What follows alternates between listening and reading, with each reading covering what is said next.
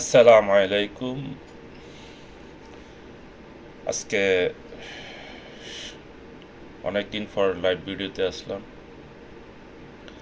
সর্বপ্রথম স্মরণ করছি মহান রাব্বুল আলামিনকে।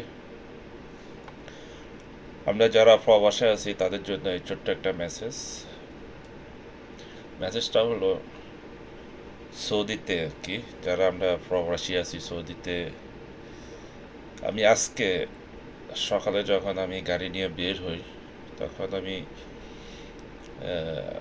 জুবাইলে যে আরামকো কুবরি বলা হয়, আরামকো ব্রিজ, যেটা লুলু হাইওয়ে রোড আর কি, জুবাইল ইনের পাশে যে একটা রাউন্ড আছে, এটা আরবিতে দাওয়ার বলে, ওখানে আমি পুলিশের চেকপোস্ট পড়ি। তো ওখানে আমি দেখতে পেয়েছি যারা নতুন বাংলাদেশ থেকে আসছে বা ইন্ডিয়া থেকে আসছে, ফ্রি ভিসা নামে বাইরে কাজ করতেছে, তাদের প্রত্যেককে চেক করতেছে। যাদের কাছে পাসপোর্ট আছে, মানে যে 3 মাসের আকামা বলে, আকামা ফটোকপি দিয়ে দিছে, মেন আকামা দেয় নাই, পাসপোর্ট, এদেরকে গাড়ি থেকে নামিয়ে তাদের পুলিশ বক্সের ভিতরে নিয়ে গেছে। তো সকল বাংলাদেশি এবং আপনাদের সাথে যারা অন্যান্য দেশের আছে, সতর্ক অবস্থা থাকবেন।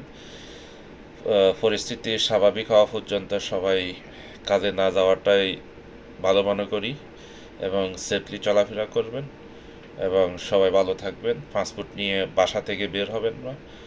যদি আকামা থাকে, অরিজিনালি আকামা, তাহলে থাকবেন। পাসপোর্ট দেখালে পুলিশ ছাড়ে না, আপনি নতুন না পুরাতন। পাসপোর্ট হাতে নিয়ে আপনাকে গাড়ি উঠিয়ে নিয়ে চলে যাবে।